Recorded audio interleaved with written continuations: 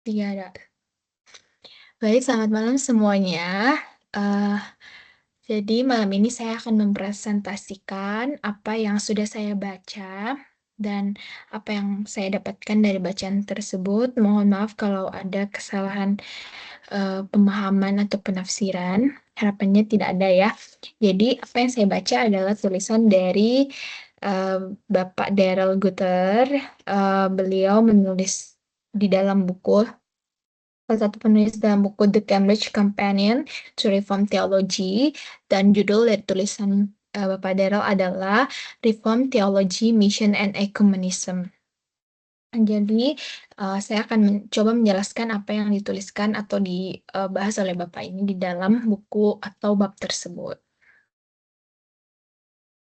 Baik, yang pertama adalah di dalam tulisannya ini dibuka dengan mengatakan bahwa keterlibatan dari teologi reform di dalam pembentukan teologi misi itu karena adanya eh, kesalahan pemahaman dari Kristendom Barat, di mana pada masa itu misi itu tidak dipahami dengan tepat. Nah, kalau kita melihat kembali ke awal gitu ya, kesalahpahaman ini tidak terjadi di gereja mula-mula ya. Jadi, kalau kita melihat kembali ke Alkitab, sebenarnya gereja itu identitasnya adalah misi itu sendiri. Jadi misi itu sendiri sebenarnya mendefinisikan apa itu gereja. Seperti yang terdapat di dalam Yohanes 20 ayat 21 dan pada Kisah Para Rasul 1 ayat 8. Jadi kalau kita bisa menyimpulkan sebenarnya gereja itu adalah pembentukan komunitas yang dilakukan oleh Yesus sendiri ya pada kejadian Pentakosta, di mana pembentukan komunitas ini adalah tujuannya untuk melayani pemulihan seluruh ciptaan yang mana menjadi misinya Allah sejak awal. Ya, jadi komunitas ini atau gereja itu dibentuk untuk melayani misi Allah itu sendiri, yaitu pemulihan terhadap seluruh ciptaan. Nah, bagaimana supaya komunitas ini bisa pergi untuk bermisi, untuk memberitakan Injil adalah dengan melalui Alkitab, di mana Roh Kudus menggunakan Alkitab untuk memperkuat, untuk memperlengkapi, memberikan kekuatan, memberikan keteguhan, kesetiaan di dalam hati mereka untuk tetap setia dalam memberitakan Injil. Sehingga kita bisa melihat sejak awal gereja itu ciri utamanya adalah bermisi. Jadi gereja itu tidak pernah ada untuk hanya berdampak dalam dirinya sendiri atau sekedar mengurus dirinya sendiri, tapi gereja itu sejak awal harusnya eh, keluar dari dirinya untuk membagikan Injil kepada seluruh ciptaan. Sehingga kita bisa melihat bahwa sebenarnya visi universal dari gereja itu adalah Injil untuk seluruh ciptaan. Seperti yang tadi sudah disampaikan di awal bahwa Allah ingin melakukan pemulihan bagi seluruh ciptaan. Jadi komunitas atau gereja ini memang dibentuk untuk melayani misi tersebut. Jadi ini juga kita juga bisa melihat transabilitas dari Injil, yaitu di mana Injil bisa diterjemahkan ke dalam semua bahasa dan budaya, dan kita sudah melihat ini kejadiannya dibuktikan juga dalam Pentakosta gitu. Nah, ada keyakinan bahwa eh, karena Allah gitu ya sudah memberikan semua kuasa di surga dan di bumi telah diberikan kepada Yesus, maka secara logika tidak ada gitu ya satupun daerah atau titik di dunia ini yang kuasanya itu tidak diberikan kepada Kristus. Maka semua daerah di muka bumi ini itu bisa diberikan bisa dilakukan penginjilan seperti itu. Jadi semua titik yang ada di dunia ini itu bisa dilakukan penginjilan karena eh, Kristus sudah berkuasa atas semuanya. Sehingga kita bisa melihat ke gereja mula-mula ada dampak, yaitu di mana terjadi pertumbuhan ya gereja di Mediterania meskipun pada masa itu menghasilkan penindasan gitu. Nah, jadi dari dua set ini kita bisa melihat bahwa ternyata pada awal yaitu Pentakosta, kita bisa melihat bahwa dari awal gereja itu dibentuk untuk bermisi. Karena memang Allah ingin gereja itu ada untuk menjadi saksi gitu ya, menjadi saksi bagi semua orang, menjadi saksi kekuatan Injil bagi semua orang. Jadi kalau gereja itu hanya untuk ke dalam dirinya, maka itu tidak bisa didefinisikan sebagai gereja, karena sudah tidak sesuai dengan desain awal dari Allah. Nah, lalu kita melihat ya terjadi perubahan dari yang awalnya gereja itu dibentuk untuk menjalankan misi ke seluruh dunia, tapi pada abad keempat itu terjadi perubahan, di mana ketika pada masa itu kekristenan sudah diakui oleh Kekaisaran Romawi dan Kristen resmi menjadi agama.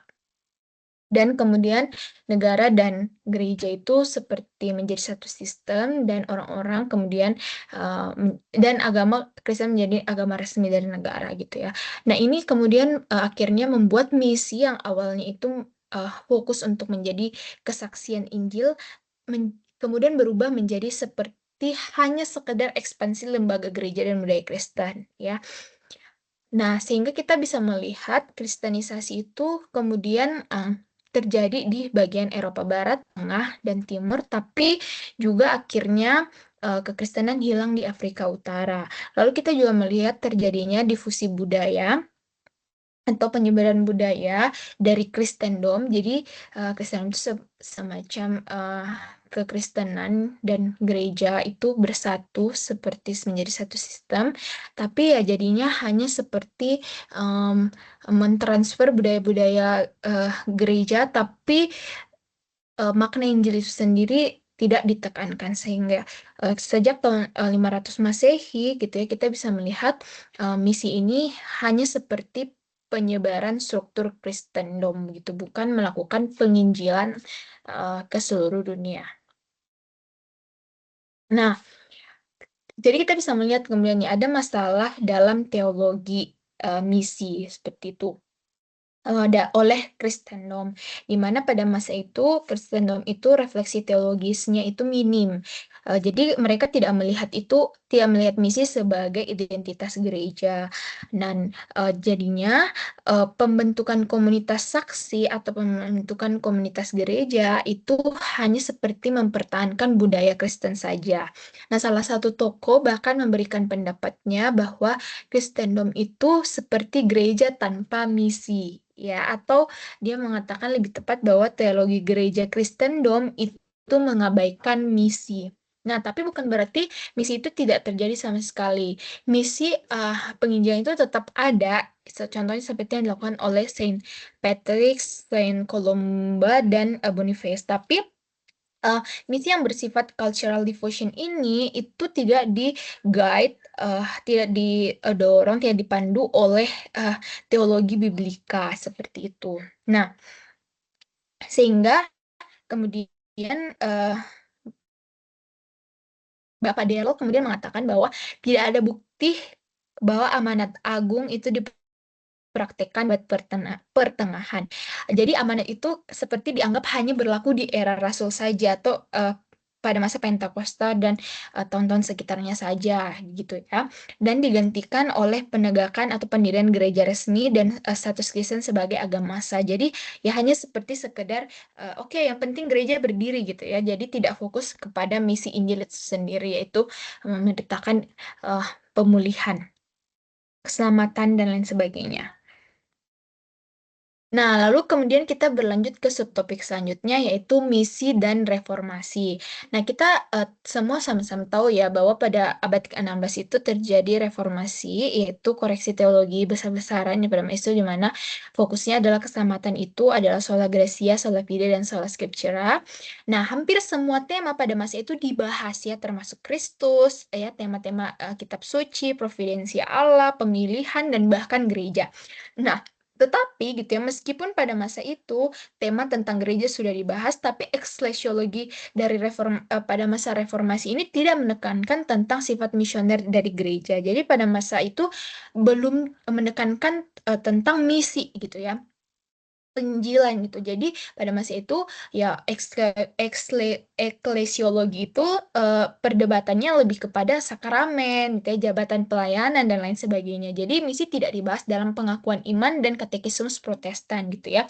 Nah, kenapa bisa seperti ini karena pada masa itu ada asumsi bahwa Eropa sudah Kristen. Jadi misi ini tidak dianggap relevan atau mendesak pada masa itu, sehingga gereja dan negara yang bersatu ini tetap dipertahankan. Tapi pada masa itu, kalau mungkin teman-teman juga sudah banyak yang tahu ya, pada masa itu Anabaptis dan Mennonit itu menentang hal tersebut gitu ya, sehingga ya mereka dianiaya pada masa itu.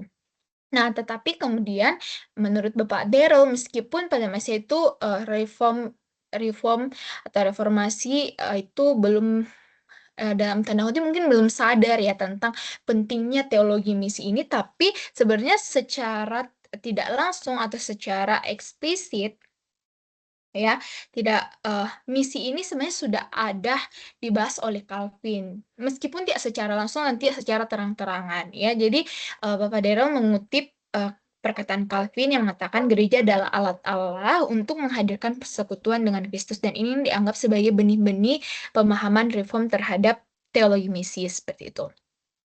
Nah, Calvin berpendapat bahwa gereja adalah Allah untuk menghadirkan persekutuan dengan Kristus, dan pada masa itu uh, memang belum uh, begitu dibahas ya, tapi nanti pada abad akhir 20 gitu ya, abad 20 akhir gitu ya, kita bisa melihat ya bahwa sebenarnya uh, akhirnya reform ini sadar ya bahwa kedaulatan Allah terhadap gereja itu bukan berarti gereja itu ada tujuan itu sendiri, tetapi alat bagi misi Allah. Sehingga gereja itu lahir dari firman Allah, dan jadi tujuan gereja itu bukan untuk mempertahankan dirinya sendiri saja, ya bukan cuma sekedar oke, gereja bangun berdiri, bagaimana caranya supaya merawat gereja ini, tapi gereja itu harusnya bersaksi atau keluar ya untuk memberitakan Injil, membagikan kasih Allah kepada dunia gitu.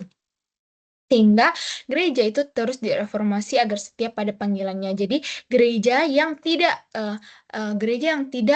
mendengarkan firman Allah atau Alkitab gitu, firman Tuhan, dan memilih mendengarkan suara-suara lain selain dari firman Allah gitu ya, maka itu bukan gereja dan dia tidak akan eksis begitu, tidak akan bertahan.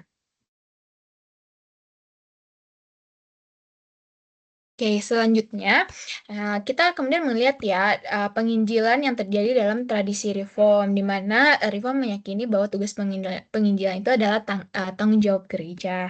Ya, seperti Calvin, di mana Calvin menuliskan hanya Allah yang menyelamatkan, hanya Allah yang melakukan penginjilan.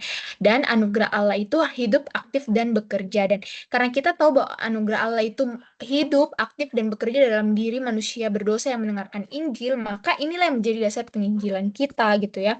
Kita menginjili bukan karena kita tahu, kalau kita menjelaskan ke orang-orang akan mengerti, tapi karena kita paham betul bahwa anugerah itulah yang bekerja dalam diri orang tersebut. Nah, kemudian dalam prakteknya gitu ya, kita melihat ya ternyata di Jenewa itu ya reformasi Swiss gitu ya.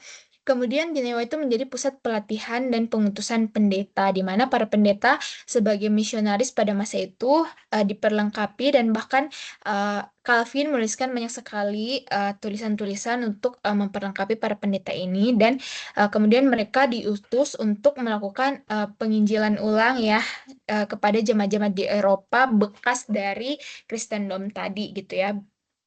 Nah, tapi memang hasil akhirnya ya misionaris atau pendeta-pendeta ini banyak mengalami penganiayaan dan martir gitu ya, jadi kemartiran gitu ya.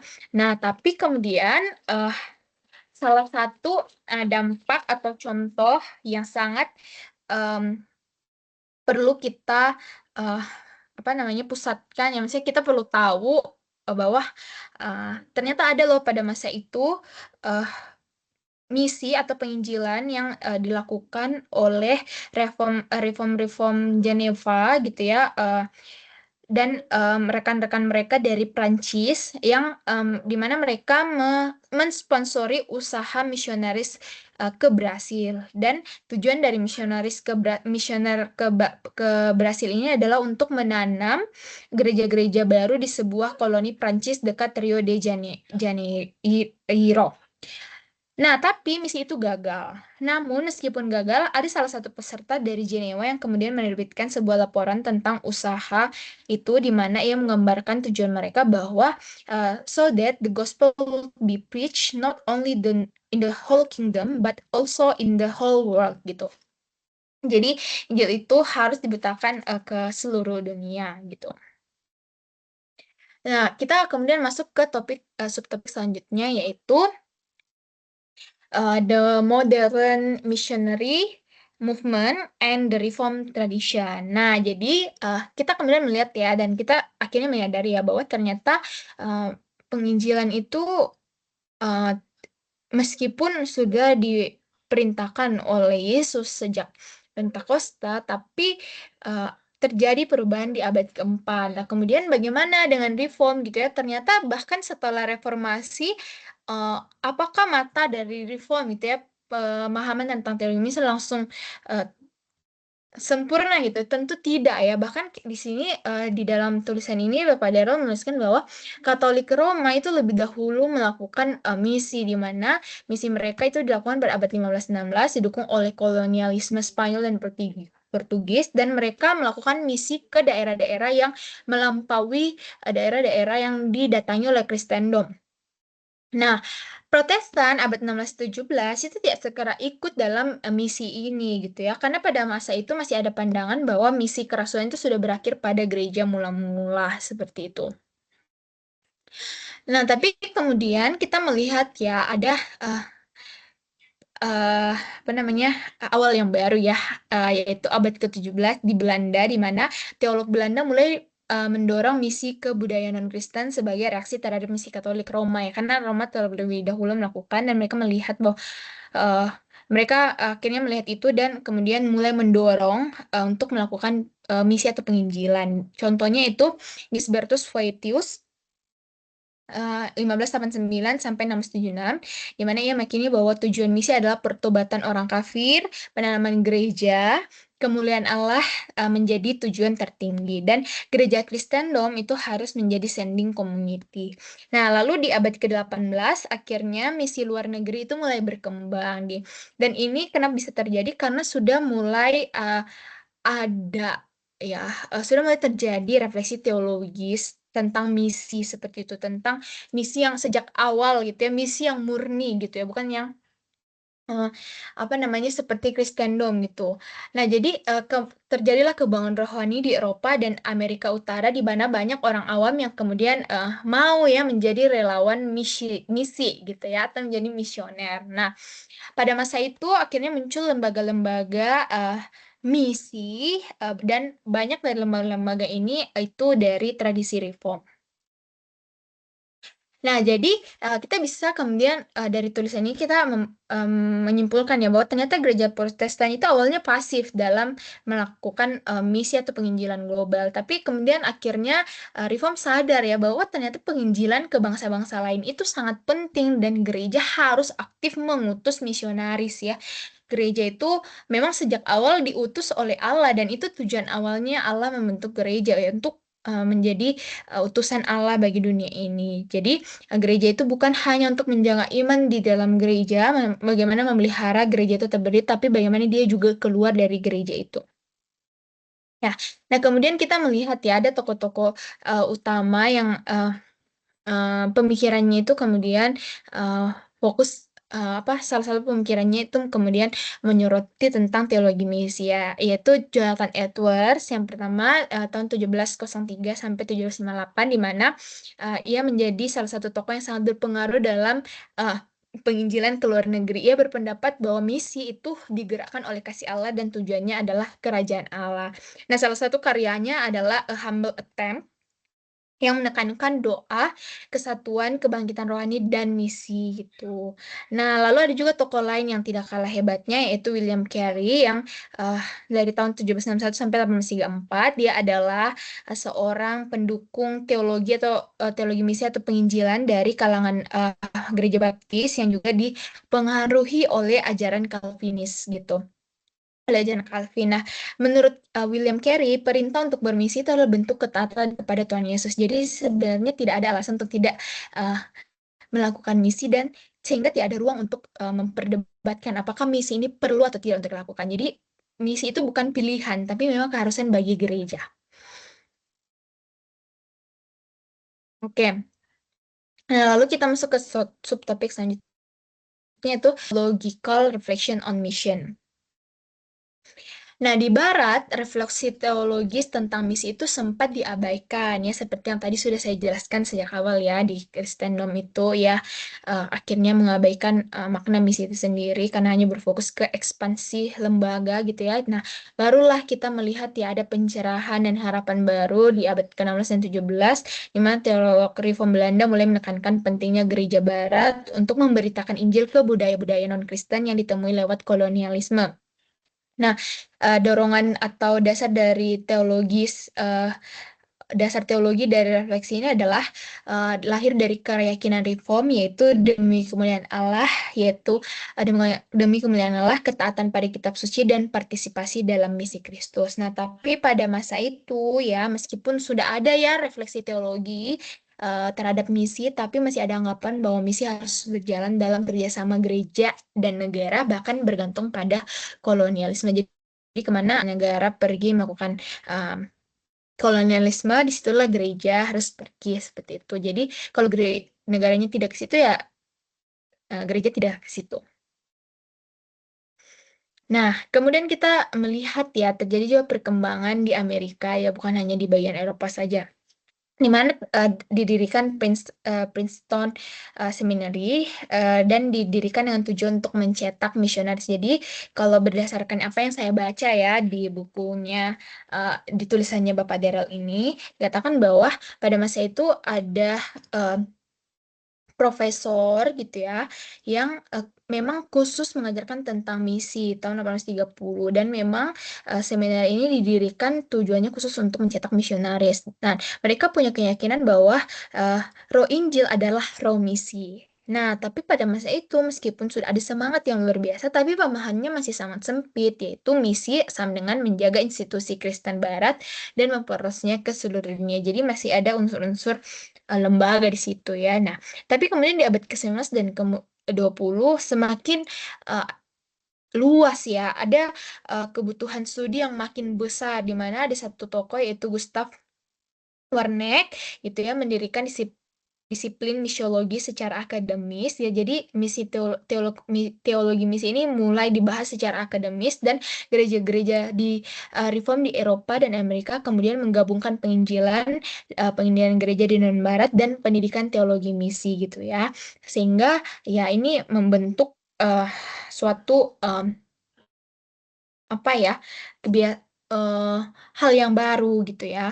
Dan pada abad ke-20 reform teologi akhirnya menegaskan kembali bahwa hakikat gereja itu misional, ya, gereja ada untuk diutus, bukan hanya untuk dirinya sendiri. Nah, kalau teman-teman lihat ya dari yang slide awal tadi, di mana Kristendom itu muncul dan mereka melakukan penginjilan itu bersama dengan negara ya, kolonialisme, dan jatuhnya hanya sekedar memperluas apa ya, sekedar seperti kristenisasi saja begitu ya.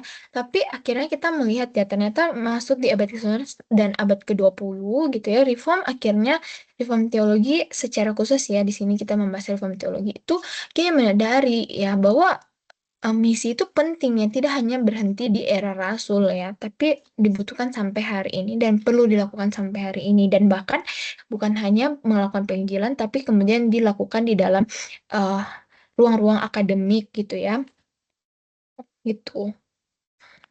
Nah, akhirnya kita masuk di topik yaitu the end of Christendom dan the globalization of Christianity, di mana kita melihat ya bahwa di abad 20 gereja-gereja reform mulai serius mengkaji misi sebagai disiplin teologi ya. Karena ada dua perubahan besar dalam dunia Kristen. Nah, dua perubahan besar ini apa? Yang pertama, Kristendom Barat menurut, tapi di satu sisi pada saat Kristendom Barat ini akhirnya menurun atau perlahan menghilang, ternyata kekristenan non-Barat itu bertumbuh pesat. Dan apa ya, plot twistnya gitu ya, saya waktu bacanya oh wow gitu ya. Eh, Kekristenan yang terjadi di non-Barat ini itu adalah bekas daerah-daerah Kristendom Barat. Jadi Kristendom Barat datang menginjili ke daerah-daerah non-Kristen, gitu ya, yang luar negeri gitu. Dan mereka yang awalnya dipengaruhi oleh Kristendom Barat ini akhirnya dalam tanda kutip jadi mandiri gitu ya, dan mereka bahkan bertumbuh pesat seperti itu. Nah, jadi uh, kita bahas dulu ya, Kristendom Barat menurun atau perlahan menghilang gitu ya. Jadi pemisahan gereja dan negara itu akhirnya terjadi sehingga gereja perlahan kehilangan status resmi sebagai institusi negara gitu ya.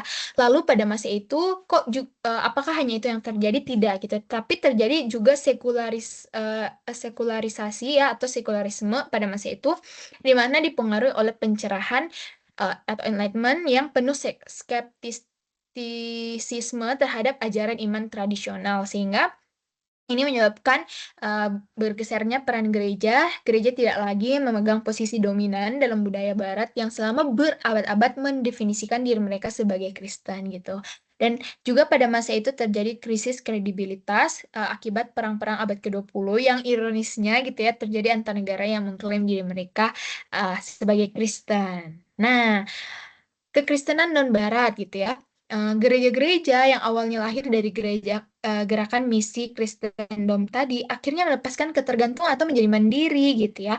Bahkan mereka juga melakukan misi atau memberitakan Injil dalam bahasa lokal sesuai konteks budaya mereka. Dan akhirnya pada abad ke-20 kita bisa melihat hasil bahwa pusat kekristenan itu akhirnya bergeser ke selatan, yaitu Asia, Afrika, dan Amerika Latin. Ya, lagi di barat gitu ya. Nah, akhirnya apa yang menjadi dampak dari dua perubahan tadi? Yang pertama adalah terjadi pergeseran yang menantang gereja barat untuk mengakui bahwa ya mereka bukanlah uh, representasi atau ambasador dari kekristenan gitu ya. Mereka harus mengakui sejarah yang kelam bahwa pada uh, kehidupan Kristen Barat gitu ya ada kompromi politik, ada kolonialisme dan misi yang bercampur dengan kepentingan kekuasaan ya. Jadi misi pada Kristen Barat itu tidak murni. Dan akhirnya kita bisa melihat ya bahwa sekarang kekristenan itu menjadi realitas yang global ya. Kita bisa melihat tidak hanya ada di bagian barat gitu ya, tapi bahkan di seluruh dunia. Ya tentunya masih ada titik-titik di dunia ini yang mungkin sama sekali belum pernah mendengar Injil ya, tapi kita bisa melihat bahwa saat ini gitu ya, kekristenan itu sudah multikultural, multibahasa, dan multi organisasi. Bahkan eh, Alkitab itu sudah ditranslatekan ke dalam berbagai bahasa negara, bahkan bahasa daerah dari negara-negara lain gitu ya. Bahkan menurut apa yang dituliskan Bapak Daryl gitu ya, aktivitas misi yang paling dinamis itu sekarang justru muncul bukan dari gereja Kristendom Barat lama ya, tapi dari gereja-gereja non-Barat yang dahulu lahir dari aktivitas Kristendom. Nah, kemudian kita masuk ke uh, topik selanjutnya gitu ya, di mana pada abad 20 berbagai tradisi dengan caranya masing-masing akhirnya mengembalikan misi itu sebagai tema sentral dan penggerak dari doktrin gereja Kristen seperti itu ya. Pada serangkaian konferensi gitu ya, sepanjang abad ke-19 kita bisa melihat ternyata tumbuh konsensus bahwa misi Kristen itu sangat terhambat oleh perpecahan gereja yang dibawa para misioner Barat pada masa itu, sehingga pada masa 19 pada tahun 1910 konferensi misi Edinburgh itu sering disebut sebagai peristiwa kelahiran gerakan ekumenis modern. Dan eh, pada masa itu, keterlibatan reform sangat kuat sejak awal, terutama karena komitmen Yohanes John Calvin pada kesatuan gereja sebagai artikel iman. Jadi, pada masa itu sudah banyak konferensi yang membahas tentang misi. Padahal kalau tadi teman-teman ingat di awal, bahkan eh, tidak ada satu pada masa ini ya, awal abad reformasi ya, pada abad 16 itu, meskipun sudah ada em, koreksi besar-besaran terhadap banyak tema-tema gitu ya, tapi tema misi ini sama sekali tidak dibahas gitu ya, sedikit pun. Hanya membahas tentang sakramen dan lain sebagainya. Nah, jadi contoh dari konferensi yang tadi saya maksud itu adalah Dewan Misionaris Internasional, Gerakan Faith and Order, Gerakan Life and Work. Teolog dan misionaris reform memainkan peran kunci dalam semuanya.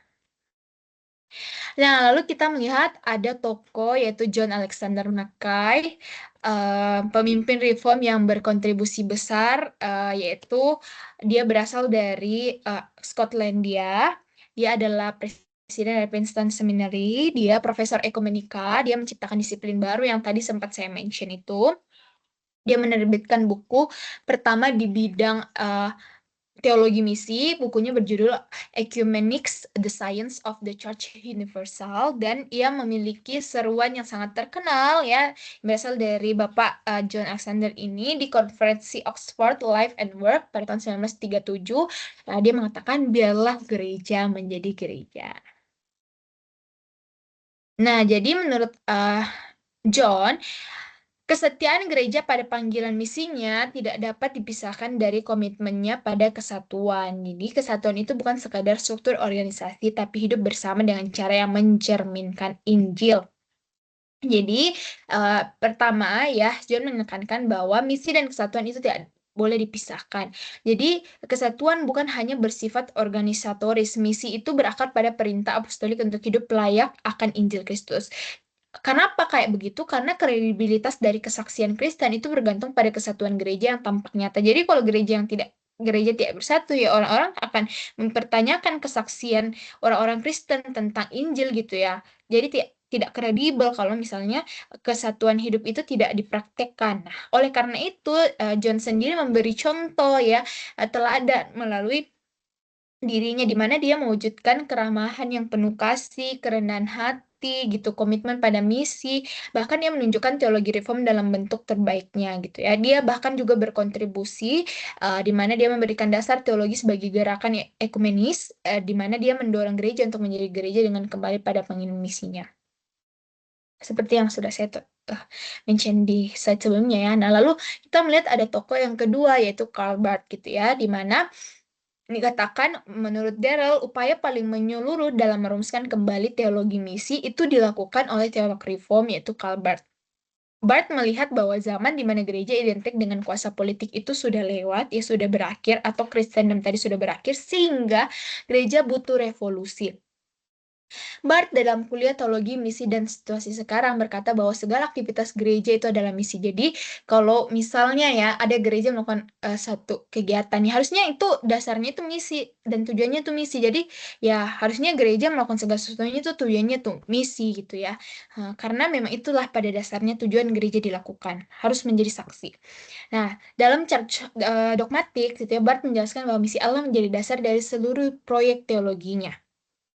Bahkan menurut Barth, gereja sejati identik dengan realitas kerasulan, di mana ya, berarti bahwa gereja harus berbagi dalam misi Yesus sendiri. Jadi ya gereja tidak boleh hanya untuk ke dalam dirinya memelihara iman gereja, tapi bagaimana dia juga keluar untuk memberitakan Injil.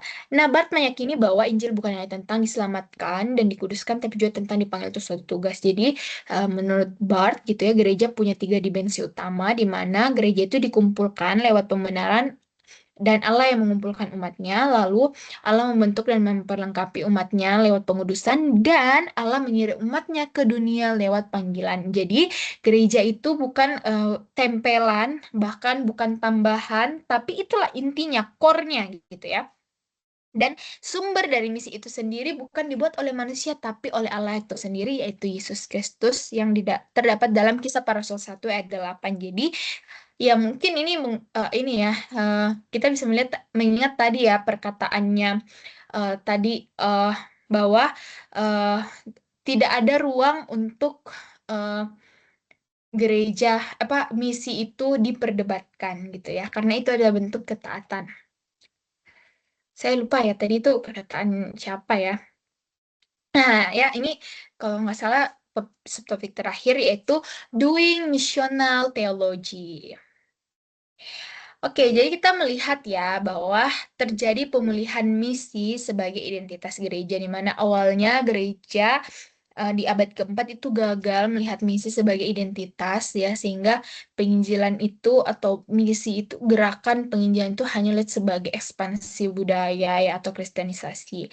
Tapi kita melihat ya eh, akhirnya gitu ya abad ke-20 misi dipahami sebagai inti keberadaan dan tindakan gereja, dan teologi feminis untuk menyatukan berbagai tradisi teologis. Contohnya ya Reform, Katolik, Anabaptis, Lutheran, Wesley, Anglikan, Pantekosta, Injili, dan lain-lain. Nah, tapi meskipun begitu ya, ternyata ada tantangan dan kritiknya. Jadi meskipun terjadi perubahan yang sangat signifikan ya, dan perubahan ini sangat baik ya, karena gereja awalnya ternyata gagal ya melihat penginjilan itu sebagai sesuatu yang perlu dilakukan terus-menerus ya, karena sempat melihat bahwa oke, misi itu hanya terjadi di masa para rasul, tapi akhirnya kita bisa melihat bahwa gereja berubah, tapi ternyata meskipun ada perubahan, tetap ada tantangan dan kritik di mana adanya atau terjadi pluralisme teologis ya. Pada masa ini beragam tafsiran tentang mandat misi, dan tafsiran ini pun akhirnya menyebabkan beragam pandangan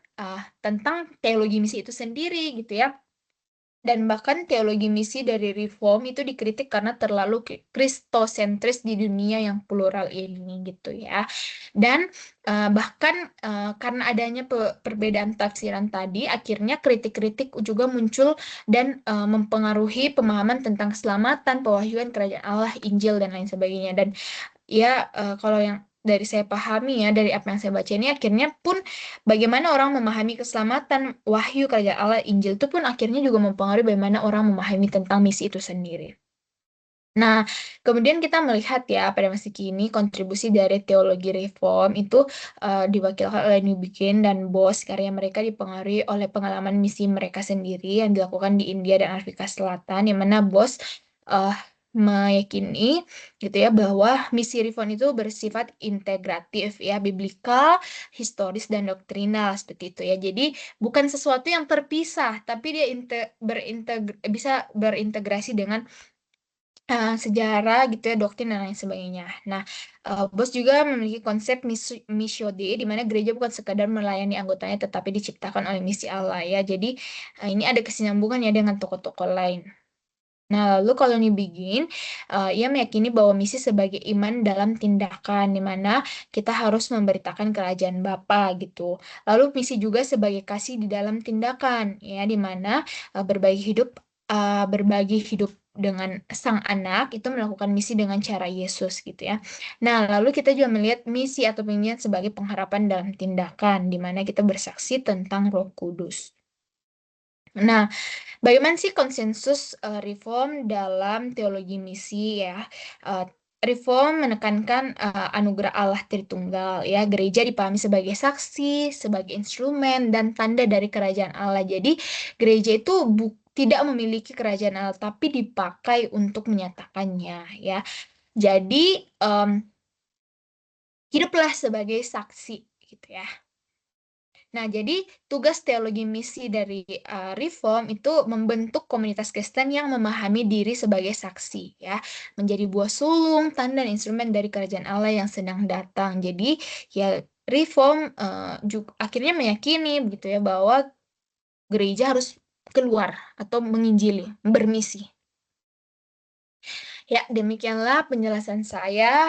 Eh, Mungkin ada beberapa hal ya yang kurang bisa dimengerti, atau kalimat saya agak bertele-tele, ya nanti boleh ditanyakan ya, kita diskusikan. Oke, sekian presentasi dari saya. Semoga intinya bisa didapatkan ya. Terima kasih.